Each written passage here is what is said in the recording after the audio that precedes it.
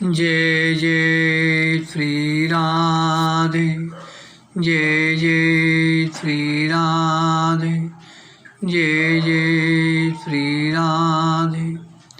भक्ति भक्ति भगवंत गुरु चतुर्नाम बपुए, इनके परिबंधन की नाचे विघ्न।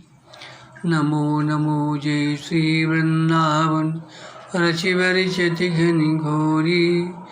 नमो नमो जय कुंज मेलिनी, नमो नमो जामे चुकोरी। नमो नमो जय कुंज बिहारिणी, नमो नमो प्रीतम चित चोरी। नमो नमो जय श्री हरिदासी, नमो नमो इन्हीं की जोरी। आज के सत्संग में स्वपक्ष भक्त श्री वाल्मीकि जी का चरित्र वर्णन करेंगे। प्रियादास जी कहते हैं, हो तो वाल्मीकि सुपचि सुनाम, ताको श्याम ले प्रकट कियो भारत में गाइए। पांडवन मध्य मुख्य धर्मपुत्र राजा आप, किनो यज्ञ भारी ऋषि आते भूम उछाइए। ताको अनुभाव शुभ शंख सो प्रसाद कहें, जो पे नहीं बाजे तो अपूर्णता आइए। सोई बात भई वह बाजो नहीं सोच पर, पूछे प्रभुपास या कि न्यूनता बताइए। स्वपक्ष वाल्मीकि नामक एक भगवान के बड़े भारी भक्त थे। वे गुप्त ही रहते थे। भागवत में वर्णन आया है, अहो वह चांडाल भी इसी से सर्वश्रेष्ठ है कि उसकी जिह्वा के अग्रभाग में श्री हरि का नाम विराजमान है। जो श्रेष्ठ पुरुष आपका नाम उच्चारण करते हैं, उन्होंने तप, हवन, तीर्थ स्नान, सदाचार का पालन और वेदाध्ययन सब कुछ कर लिया। ये गुप्त रहते थे। श्याम सुंदर श्री कृष्ण ने उन्हें प्रकट किया। इसका वर्णन महाभारत में है। पांडवों में मुख्य धर्मपुत्र युधिष्ठिर राजा थे। आपने बड़ा भारी यज्ञ किया। उसमें इतने ऋषि महर्षि पधारे कि संपूर्ण यज्ञ स्थल भर गया। भगवान ने एक शंख स्थापित किया और कहा कि यज्ञ के सांगोपांग पूर्ण हो जाने पर उसका प्रभाव और उसकी महिमा को शंख कहेगा, अर्थात बिना बजाए बजेगा। यदि नहीं बजे तो समझिए कि यज्ञ में अभी कुछ त्रुटि है, यज्ञ पूरा नहीं हुआ। वही बात हुई। पूर्ण आहुति, तर्पण, ब्राह्मण भोजन, दान, दक्षिणा आदि सभी कर्म विधि समेत संपन्न हुए, परंतु वह शंख नहीं बजा। तब सबको बड़ी चिंता हुई कि इतने श्रम के बाद भी यज्ञ पूर्ण नहीं हुआ।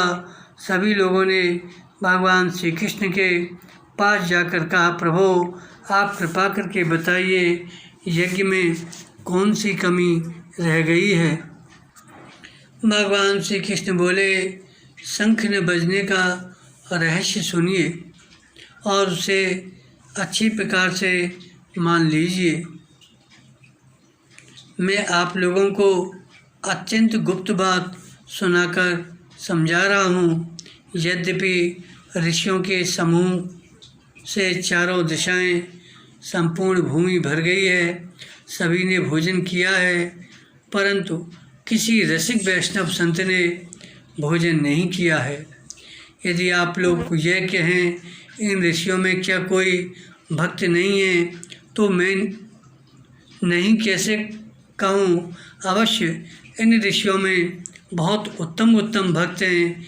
फिर भी मेरे हृदय की एक गुप्त बात यह है कि मैं एक और गांस रखता हूँ कि सर्वश्रेष्ठ रसिक वैष्णव भक्त उसे मानता हूँ जिसे अपनी जाति, विद्या, ज्ञान आदि का अहंकार बिल्कुल न हो, जो अपने को दासों का दास मानता हो, जिसमें किसी भी प्रकार के अवमान की थोड़ी भी गंध न हो।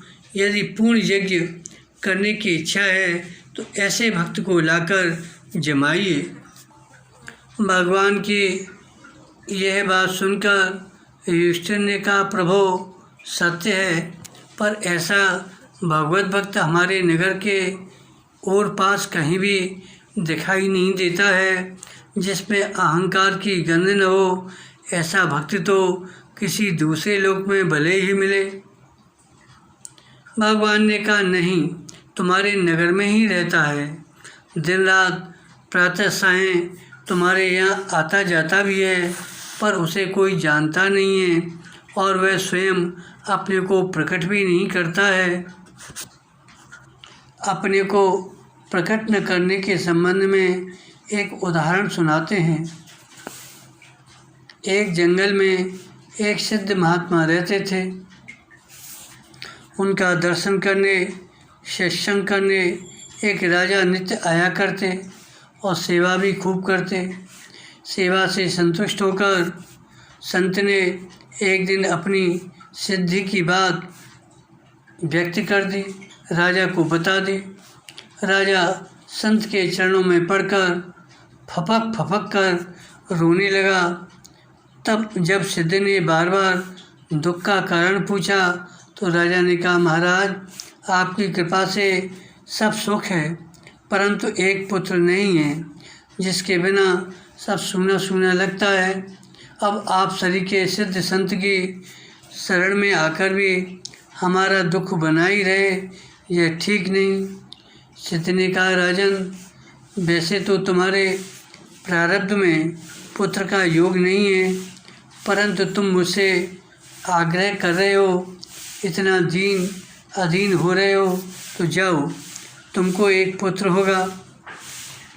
राजा खुशी खुशी अपने घर आया। संत को अपनी भूल मालूम हुई। मैंने नाहक इनसे सिद्धि की चर्चा कर दी, परंतु अब किया ही क्या जा सकता है। अब तो हमें स्वयं शरीर छोड़कर राजा का पुत्र बनना पड़ेगा। ठीक ही कहा है, बोला सो मरा। पर तो कुछ दिन बीतने पर सिद्ध ने देह त्याग कर राजा का पुत्र होकर जन्म लिया। राजा ने बड़ा उत्सव किया, परंतु सिद्ध को पूर्व जन्म की बातें सब स्मृति पथ में वर्तमान थीं, इसलिए अब की बार उन्होंने निश्चय कर लिया था, अब मैं किसी से बोलूँगा ही नहीं। राजा को जहाँ पुत्र जन्म का अत्यंत आनंद था, वहीं गूंगा होने का अपार शोक भी था। बहुत उपाय किया, परंतु सब व्यर्थ। राजकुमार अब किशोर अवस्था में पदार्पण किए। एक दिन कुछ सैनिकों एवं राजकुमार को भी साथ लेकर राजा शिकार खेलने वन में गए। राजकुमार की सवारी कुछ आगे निकल गई। संग संग अंगरक्षक सिपाही थे। तब तक एक झाड़ी में छिपा बैठा तीतर बोल पड़ा। सिपाहियों ने तत्काल उसे मार डाला। राजकुमार के मुख से सहसा निकला, बोला सो मरा। सिपाही राजकुमार का बोलना सुनकर बड़े प्रसन्न हुए। राजा से आकर सब हाल सुनाया। राजा ने पुनः बड़ा उत्सव किया और सिपाहियों को बहुत बहुत पुरस्कार दिया। फिर दरबार में बैठकर राजकुमार को गोद में लेकर बड़े प्यार से पुनः कुछ बोलने को कहा, परंतु कुमार तो बिल्कुल चुप रहे। राजा को रंज आया सिपाहियों पर कि इन्होंने झूठ कहकर हमारा बहुत सा धन खर्च करा दिया। अतः उसने सिपाहियों को बुलाकर दंड देने का हुक्म दिया। तब राजकुमार फिर बोल पड़ा, बोला सो मरा। अब तो राजा ने सिपाहियों को क्षमा कर दिया और राजकुमार से हट करके पूछा कि क्या बात है, तुम बोलते नहीं हो और बोलते भी हो तो केवल एक ही शब्द बोला सो मरा। तब राजकुमार ने खोलकर सब वृत्तांत वर्णन किया कि मैं वही सिद्ध हूँ जिसने तुमको पुत्र का वरदान दिया था। मैं बोला तो मुझे मरना पड़ा, गर्भवास और जन्म का कष्ट भोगना पड़ा। तीतर बोला तो वह मारा गया, सिपाही बोले तो दंड के भागी बने। इससे सिद्ध होता है संसार में जो बोला सो मरा। अतः स्वपद वाल्मीकि जी अपने को प्रकट नहीं किए थे, किसी को उनकी भक्ति के बारे में मालूम नहीं था। एक कथा और आती है कि एक संत जंगल में निवास करते हुए निरंतर भजन ध्यान में मग्न रहते थे। लोक में उनका बड़ा श्रेयस फैला हुआ था। लोगों की बड़ी इच्छा होती कि महात्मा जी को अपने घर पवित्र कराने के लिए नगर में ले चलें। लोगों का आग्रह देखकर संत ने अपना नियम सुनाया, जो 1 करोड़ यज्ञ किए हों उनके घर मैं जा सकता हूँ। यह नियम सुनकर लोग ढीले पड़ जाते। ख्याति बढ़ते बढ़ते धर्मराज युधिष्ठिर तक पहुँची। वे भी बड़ी श्रद्धा से महात्मा जी का दर्शन करने के लिए गए और घर चलने के लिए आग्रह किए, परंतु इतने से भी वही बात दोहराए कि जिन्होंने 1 करोड़ यज्ञ किए हों उनके घर जा सकता हूँ। युधिष्ठिर जी उदास हो गए। 1 करोड़ यज्ञ न किए ही न जीवन भर में होने की संभावना, परंतु मन में भावता कैसे भी महात्मा जी को घर लगा ले चलूँ।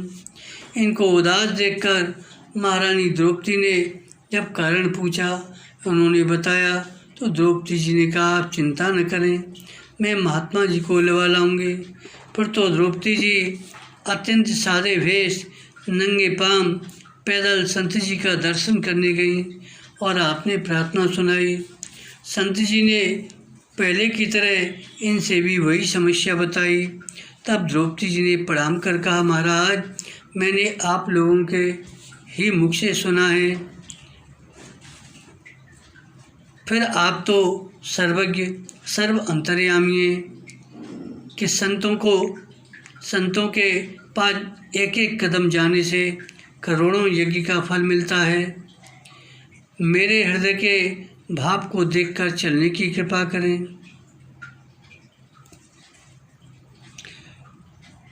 संत मिलन को जाइए तज ममता अभिमान, ज्यों ज्यों पग आगे परें कोटिन यज्ञ समान। अब तो जो है संत जो है द्रौपदी जी की बात सुनकर चलने को तैयार हो गए।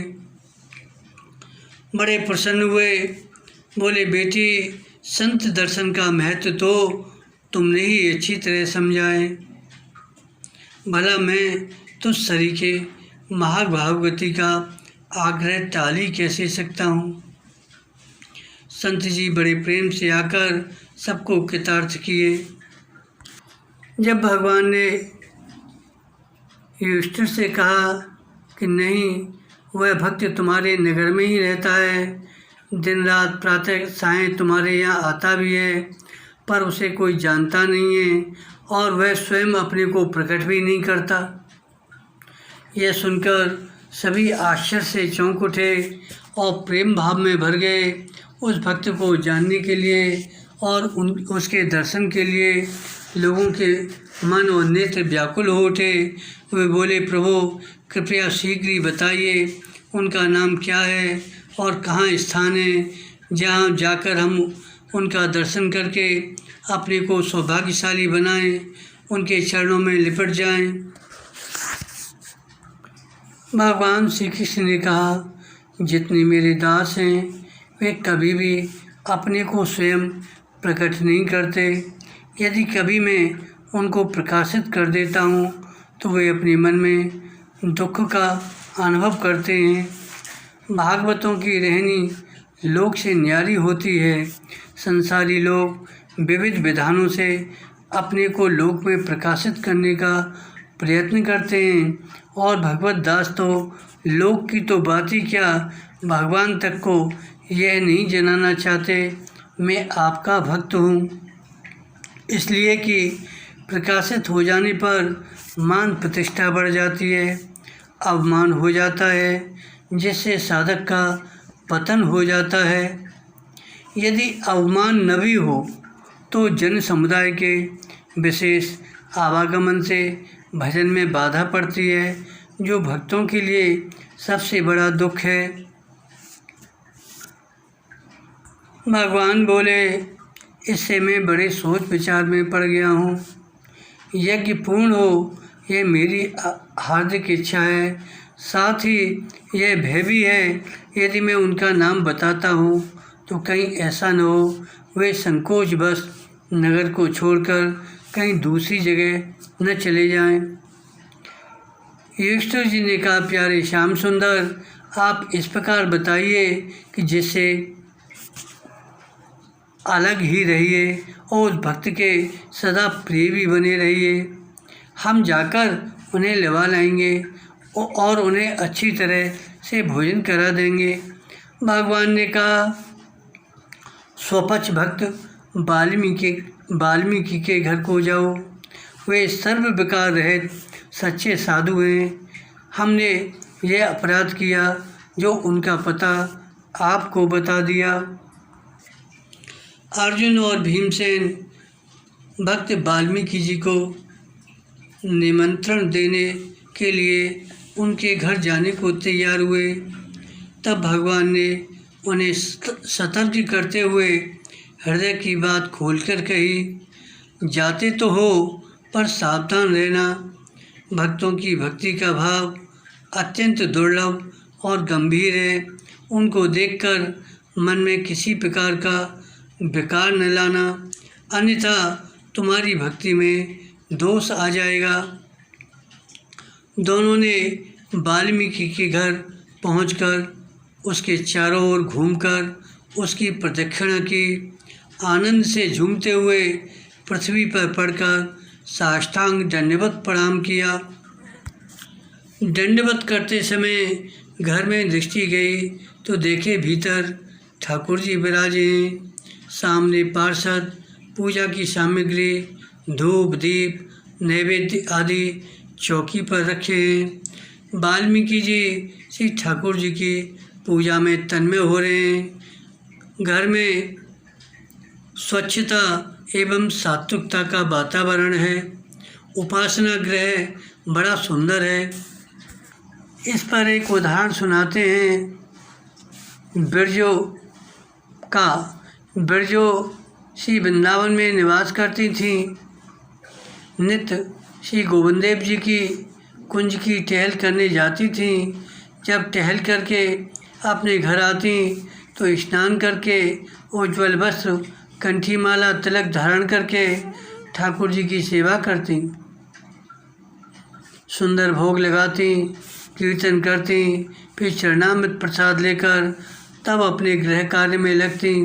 ऐसे ही नित्य प्रति लोगों से छिपकर श्री बाल मुकुंद जी की पूजा सेवा करती, परंतु इस बात को कोई नहीं जानता, न यही कोई जाने कि यह परम भागवती है। ऐसे ही वाल्मीकि जी भी राजा के यहाँ की झाड़ू बहारू की सेवा करके घर जाकर श्री कृष्ण की सेवा पूजा, नाम गुण कीर्तन में निमग्न रहते। जब अर्जुन और भीमसेन ने इनको भगवान की सेवा में तल्लीन देखा तो बहुत ही प्रसन्न हुए। परस्पर कहने लगे, परोक्ष में जैसा श्री कृष्ण ने इनकी भाव भक्ति का वर्णन किया था वैसे ये प्रत्यक्ष देखने में आए। एक और उदाहरण सुना रहे हैं कि एक दिन बिरजो यमुना जी स्नान करने तथा श्री ठाकुर जी के लिए जल लाने को गई। वह कलश मांझ धोकर किनारे पर रखा स्नान कर रही थी। उसी समय एक ब्राह्मणी भी उसके कलश के समीप ही बैठकर जल भरने लगी। बिरजो ने बड़ी विनम्रता से कहा, देखना कहीं हमारे कलश पर छींटा न पड़ जाए। यह सुनकर ब्राह्मणी आग बबूला हो गई, बोली, क्या हम तुमसे भी नीच हैं जो मेरे छींटे से कलश बचाती है? ब्रजों ने बड़ी मृदुतापूर्वक ब्राह्मणी को समझाया, यह ठाकुर जी का कलश है, सेवा के लिए जल ले जाऊंगी, इसलिए मैंने आपको सावधान किया है। कुछ अपने को ऊंचा मानकर नहीं, आप तो सभी विधि पूज्य हैं। परंतु ब्राह्मणी क्यों शांत होने लगी। ब्रजों को अंत संत भक्ति हुई। ब्राह्मणी घर आई, अपने पति से समस्त वृत्तांत वर्णन किया, बोली, अब मैं यहाँ नहीं रहूँगी। यहाँ भंगी ब्राह्मणों का तिरस्कार करते हैं, वह बड़ी अनीति है, इसका न्याय होना चाहिए। ब्राह्मण ने न्यायालय में जाकर फरियाद की। न्यायाधीश ने मन में विचारा, निश्चय ही इसमें कोई रहस्य होगा, नहीं तो भला भंगिन ऐसा कब कहने लगी। यह वृंदावन धाम है, यहाँ तो परम भागवतों का निवास है, यहाँ भक्ति ही ऊंच नीच की कसौटी है। यह विचार कर न्यायाधीश ने अपने आदमियों को भेजा कि ब्राह्मणी और ब्रजो भंगिन दोनों जिस हालत में हों उन्हें तुरंत हाजिर किया जाए। सिपाही गए, दोनों को लवा लाए। उस समय ब्रजो भंगिन स्नान करके श्वेत वस्त्र धारण करके माथे पर तिलक लगाए हुए फूल का दोना हाथ में लिए ठाकुर जी की पूजा करने जा रही थी, और ब्राह्मणी अत्यंत मलिन वस्त्र पहने खपरेल में बालकों की विष्ठा फेंकने जा रही थी। दोनों को इस हालत में देखकर न्यायाधीश ने कहा, हमें तो ब्रजो ही ब्राह्मणी लगती है, और ये जो ब्राह्मणी है ये भंगिन सी लगती है। पंच लोग निर्णय करें कौन ब्राह्मणी है कौन भंगिन है। यह सुनकर ब्राह्मणी बहुत लज्जित हुए और चुपचाप घर चले आए। ब्रजो अपने घर जाकर ठाकुर जी की सेवा में लग गई। तात्पर्य है, परोक्ष में जैसा कहा सुना जाए, प्रत्यक्ष में वैसा ही मिलना वास्तविकता की कसौटी है। तो सुपच वाल्मीकि जी कसौटी पर खरे निकले। अब वाल्मीकि जी ने जब दोनों अर्जुन और भीमसेन को आया देखा तो उन्होंने सब काम छोड़ दिए, लज्जा एवं संकोचवश कांपने लगे, उनका मन विह्वल हो गया। अर्जुन और भीमसेन ने निवेदन किया, भक्तवर, कल आप हमारे घर पधारिए, वहाँ अपनी झूठन गिराकर हमारे पाप ग्रहों को दूर कीजिए, हम सबों को परम भाग्यशाली बनाइए। दोनों को निमंत्रण देते तथा अपनी बढ़ाई करते हुए सुनकर वाल्मीकि जी कहने लगे, अजी, हम तो सदा से आपकी ही झूठन उठाते हैं, आपके द्वार पर झाड़ू लगाते हैं, कभी दूसरे की ओर आंख उठाकर भी नहीं देखते, यही हमारी सच्ची प्रतिज्ञा है। आप ये क्या कह रहे हैं? मेरा निमंत्रण कैसा? पहले आप लोग भोजन कीजिएगा, फिर पीछे से हमें अपनी झूठन देना। अर्जुन भीमसेन ने कहा, आप ये क्या कह रहे हैं? पहले आप भोजन कीजिएगा, फिर पीछे से हम करेंगे। बिना आपको खिलाए हम लोग नहीं खाएंगे।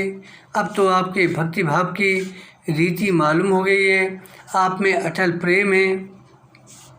यह सुनकर वाल्मीकि जी बड़े लज्जित हुए, मन ही मन श्री कृष्ण पर रिसाए। फिर बोले, आप राजा हैं, सर्वसमर्थ हैं, जो भी चाहे वह करें, मेरे साथ मेरा सहायक कोई नहीं है, फिर आपकी आज्ञा को कैसे अस्वीकार कर सकता हूँ। तब दोनों ने कहा, आप कल प्रातःकाल पधारिए। अब यही एक निश्चय मन में रखिए, दूसरी बात भूलकर भी मन में न सोचिए। वाल्मीकि जी ने कहा, बहुत अच्छी बात है, यदि आपके मन में ऐसा है तो ऐसा ही होगा। अर्जुन और भीमसेन ने लौटकर राजा युधिष्ठिर से वाल्मीकि की सब बात कही सुनकर युधिष्ठिर को सुपच भक्ति के प्रति बड़ा प्रेम हुआ। भगवान श्री कृष्ण ने द्रौपदी को अच्छी प्रकार से सिखाया कि तुम सभी प्रकार के षड्रस व्यंजनों को अच्छी प्रकार से बनाओ। तुम्हारे हाथों की सफलता आज इसी में है कि भक्ति के लिए सुंदर रसोई तैयार करो। रसोई तैयार हो चुकने पर स्वयं राजा युधिष्ठिर जाकर वाल्मीकि को लिवा लाए। वाल्मीकि जी बोले कि हमें बाहर ही बैठा कर भोजन करा दो। श्री कृष्ण भगवान ने कहा, हे युधिष्ठिर, ये तो तुम्हारे भाई हैं। भगवान द्वारा भाई कहने का भाव यह है कि श्री मांडव ऋषि के हिसाब से धर्मराज ही 3 रूप में युधिष्ठिर, विदुर एवं सुपच वाल्मीकि प्रकट हुए थे। अतः तीनों भाई वे दूसरे वैष्णव होने के नाते भी भाई हुए। यदि तुम्हारा भाई हो और कहे कि मुझे बाहर ही भोजन कराओ, तो क्या उसे बाहर बैठकर भोजन पवाओगे? यदि नहीं तो इन्हें भी पाकशाला में ले जाकर भोजन कराओ। तीसरी ऐसी बात मुझे अच्छी लग रही है, इन्हें भीतर पाकशाला में पवाया जाए और मेरी प्रसन्नता ही समस्त यज्ञों का फल है। भक्त वाल्मीकि जी पाकशाला में जाने को तैयार नहीं हो रहे थे। तब ठाकुर जी ने ललकारा कि गोद में उठाकर ले चलो। इस प्रकार उन्हें पाकशाला में लाकर बैठाया गया और उनके सामने सभी प्रकार के व्यंजन परोसे गए। रस में प्रसाद का कौल लेते ही शंख बज उठा, परंतु थोड़ी देर बजकर फिर बंद हो गया। तब भगवान ने शंख को एक छड़ी लगाई। भगवान ने शंख से पूछा, तुम भोजन करने पर भी ठीक से क्यों नहीं बज रहे हो? क्या तुम कुछ लज्जित हो गए हो? मुझे तो ऐसा लगता है तुम भक्ति का प्रभाव अच्छी तरह से नहीं जानते। घबराकर शंख बोला, आप द्रौपदी जी के पास जाकर उनसे पूछिए। आप मन से यह मान लीजिए मेरा कुछ भी दोष नहीं है। जब द्रौपदी जी से पूछा गया, उन्होंने कहा, शंख का कथन सत्य है। भक्ति जी खट्टे मीठे आज सभी रसों के सभी व्यंजनों को एक में मिलाकर खा रहे थे। इससे मेरी रसोई करने की चतुरता धूल में मिल गई। अपनी पाक विद्या का निरादर देखकर मेरे मन में यह भाव आया, आखिर हैं तो ये सुपच जाति के, ये भला व्यंजनों का स्वाद लेना क्या जाने। वाल्मीकि जी ने तो प्रसाद बुद्धि से सब एक में मिला कर पाया, परंतु द्रौपदी ने इसका यह अर्थ लगाया कि अपने जाति स्वभाववश जैसे झूठी पत्तलें उठाते समय सब बचा कुचा एक टोकरी में रख लेते हैं, वैसे ही अलग अलग परोसा हुआ भोजन भी एक में मिला लिए हैं। तब भगवान ने सब पदार्थों को एक में मिलाकर खाने का कारण वाल्मीकि जी से पूछा। वाल्मीकि जी बोले, प्रभो, इनका भोग तो आप पहले ही लगा चुके हैं, अतः पदार्थ बुद्धि से अलग अलग स्वाद कैसे लूँ? पदार्थ तो एक के बाद दूसरे रुचिकर और अरुचिकर लगेंगे, फिर इसमें प्रसाद बुद्धि कहाँ रहेगी? मैं तो प्रसाद का सेवन कर रहा हूँ, व्यंजनों को नहीं खा रहा हूँ। यह सुनकर भक्त वाल्मीकि में द्रौपदी का अपार सद्भाव हुआ। शंख जोरों से बजने लगा, लोग भक्त की जय जयकार करने लगे। इस प्रकार यज्ञ पूर्ण हुआ और भक्त वाल्मीकि जी की महिमा का सबको पता चला। बोलो भक्त वाल्मीकि जी महाराज की जय। बोलो सुपच भक्त वाल्मीकि जी महाराज की जय। संत भगवान की जय। पांचों पांडवों की जय। जय जय श्री राधे, जय जय श्री राधे। जात पात पूछे नहीं कोय, हर को भजे सो हर को होए। नारायण को भक्ति प्यारी, जोई भजे सोई अधिकारी। तुलसी भगत सुपच भलो, जपे रैन दिन राम। ऊंचो कुल के काम को, जहान हर को नाम। भक्तिवंत अति नीच हो प्राणी, मोह प्राण पिए असमोह बानी। जय जय श्री राधे।